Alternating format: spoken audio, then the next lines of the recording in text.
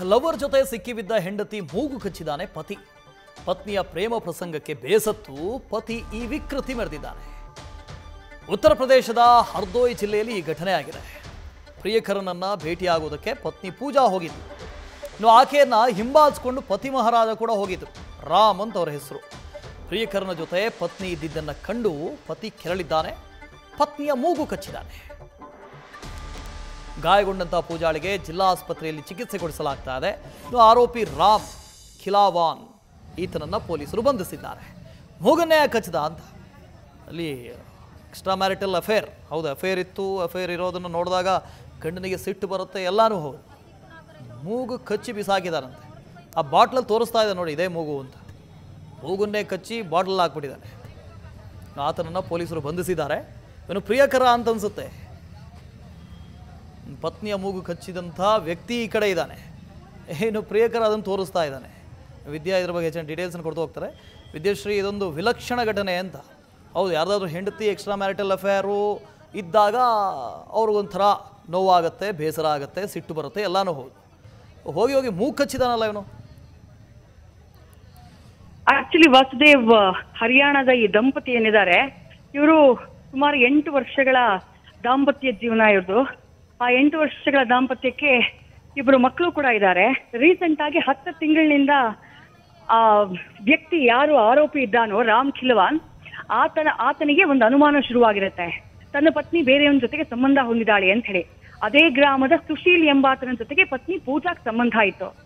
ಆ ವಿಚಾರ ಪತಿ ಗೊತ್ತಾಗುತ್ತೆ. ಆ ನಂತರದಲ್ಲಿ ಗಂಡ ಹೆಂಡತಿ ಮಧ್ಯೆ ಜಗಳ ಆಗುತ್ತೆ. ಆ ನಂತರ ಪೂಜಾ ರೀಸೆಂಟ್ ಆಗಿ ಮೊನ್ನೆ ಮನೆಯನ್ನ ಬಿಟ್ಟು ಸೀದಾ ತನ್ನ ಪ್ರಿಯಕರನ ಜೊತೆ ಇರ್ತೀನಿ ಅಂತ ಹೋಗಿದ್ದಾಳೆ. ಇವನ್ ಫಾಲೋ ಮಾಡ್ಕೊಂಡು ಹೋಗಿದ್ದಾನೆ. ಹೋಗಿ ಅಲ್ಲಿ ಪೂಜಾಗ್ ಬಾ, ವಾಪಸ್ ಮನೆಗ್ ಬಾ ಅಂತ ಹೇಳಿ ರಿಕ್ವೆಸ್ಟ್ ಮಾಡಿದ್ದಾನೆ. ಪತ್ನಿ ಯಾವಾಗ ಬರೋದಕ್ಕೆ ಒಪ್ಲಿಲ್ವೋ ಆಗ ಈ ರೀತಿ ಆಕೆಯ ಮೂಗನ್ನ ರಾಕ್ಷಸನ ರೀತಿ ಕಚ್ಚಿಬಿಟ್ಟಿದ್ದಾನೆ.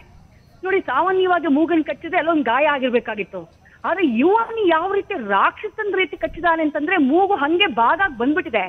ಆ ನಂತರ ಅದನ್ನ ಆ ಬಾಕ್ಸ್ಗೆ ಹಾಕೊಂಡು ಠಾಣೆ ಪೊಲೀಸ್ ಸ್ಟೇಷನ್ಗೆ ಹೋಗಿದ್ದಾನೆ. ಠಾಣೆ ಪೊಲೀಸ್ ಸ್ಟೇಷನ್ಗೆ ಹೋಗಿ ಸರೆಂಡರ್ ಆಗಿದ್ದಾನೆ. ಸದ್ಯ ಪೊಲೀಸರು ಆತನ ಮೇಲೆ ಕ್ರಮ ತಗೊಂಡಿದ್ದಾರೆ. ಮತ್ತೊಂದ್ ಕಡೆ ಪೂಜಾ ಆಸ್ಪತ್ರೆನಲ್ಲಿ ಏನ್ ದಾಖಲಾಗಿದ್ದಾಳೆ ಪತ್ನಿ.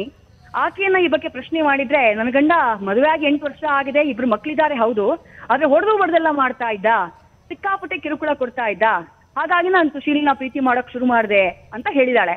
ಹಾಗಂತ ಇದು ರೀಸೆಂಟ್ ಆಗಿ ನಡೆದಿರುವಂತಹ ಮೊದಲ ಘಟನೆ ಏನಲ್ಲ ವಾಸುದೇವ್. ರೀಸೆಂಟ್ ಆಗಿ ಇನ್ನೊಂದು ಘಟನೆ ನಡೆದಿತ್ತು, ನಿಮ್ಗೆ ನೆನಪಿರಬಹುದು. ಕಳೆದ ಮೇನಲ್ಲಿ ವೆಸ್ಟ್ ಬೆಂಗಾಲ್ನಲ್ಲೂ ಇದೇ ರೀತಿಯಾದಂತಹ ಒಂದು ಘಟನೆ ಆಗಿತ್ತು. ಅದು ಇನ್ನೂ ವಿಚಿತ್ರ. ಅಲ್ಲಿ ಪತ್ನಿಯ ಮೂಗು ಬಹಳ ಆಕರ್ಷಕ ಅಂತ ಅವನಿಗೆ ಅನ್ನಿಸ್ತಾ ಇತ್ತಂತೆ ಗಂಡನಿಗೆ. ಯಾವತ್ತೂ ಹೇಳ್ತಾ ಇದ್ನಂತೆ, ಒಂದಲ್ಲ ಒಂದಿನ ನೋಡು, ನಾನು ನಿನ್ ಮೂಗನ್ ಕಚ್ಚಿಬಿಡ್ತೀನಿ ನೋಡು ಅಂತ ಹೇಳ್ತಿದ್ನಂತೆ. ಮಧ್ಯರಾತ್ರಿ ನಸುಕಿನ ಜಾವ 2 ಗಂಟೆ 3 ಗಂಟೆಯ ಸುಮಾರಿಗೆ ಏಕಾಏಕಿ ಪತ್ನಿ ಮಲಗಿದ್ದಾಗ ಆಕೆಯ ಮೂಗನ್ನು ಕಚ್ಚಿಬಿಟ್ಟಿದ್ದಾನೆ. ಆ ನಂತರ ಪತ್ನಿ ಆಸ್ಪತ್ರೆಗೆ ದಾಖಲಾಗಿದ್ದಾಳೆ. ಅದಾದ ಬಳಿಕ ಆಕೆ ಕೊಟ್ಟಂತಹ ಕಂಪ್ಲೇಂಟ್ ನ ಆಧಾರದ ಮೇಲೆ ಪತಿಯನ್ನ ಅರೆಸ್ಟ್ ಮಾಡುವಂತಹ ಕೆಲಸವನ್ನ ಪಶ್ಚಿಮ ಬಂಗಾಳದ ನಾಡಿಯಾ ಪೊಲೀಸರು ಮಾಡಿದ್ರು. ಈಗ ಅಂಥದ್ದೇ ಮತ್ತೊಂದು ಪ್ರಕರಣ ನಡೆದಿರೋದು. ನಿಜಕ್ಕೂ ತೀರಾ ನೀವು ಹೇಳಿದ ಹಾಗೆ ತುಂಬಾ ವಿಲಕ್ಷಣ ಅಂತ ಅನ್ಸುತ್ತೆ Vasudev. Okay, thank you Vidyashree. ನೋಡಿ, ಎಂಥೆಂಥವ್ರು ಇದ್ದಾರೆ ಅಂತ ನೋಡಿ. ಹೌದು, ಅಕ್ರಮ ಸಂಬಂಧ ಇದ್ದಾಗ ಸಿಟ್ಟು ಬರುತ್ತೆ, ಆಕ್ರೋಶ ಬರುತ್ತೆ, ಎಲ್ಲನೂ ಹೌದು. ಆದರೆ ಮೂಗನ್ನೇ ಕಚ್ಚಿಬಿಟ್ಟಿದಾನಲ್ಲ. ಇನ್ನೊಬ್ಬ ಬೆಂಗಾಲ್ನಲ್ಲಿ ಇನ್ನು ಮೂಗು ಆಕರ್ಷಕವಾಗಿದೆ ಅಂತ ಆಕೆಯ ಮೂಗನ್ನು ಕಚ್ಚಿದಾರಂತೆ. ಅದು ಕಚ್ಚಿರೋದು ಮಾತ್ರ ಅಲ್ಲ, ಕಟ್ ಮಾಡಿ ಬಾಕ್ಸ್ಗೆ ಹಾಕೊಂಡು ಅದನ್ನು ತಗೊಂಡೋಗಿ ಪೊಲೀಸ್ ಸ್ಟೇಷನ್ ಹೋಗಿ ಶರಣಾಗಿದ್ದಾನೆ.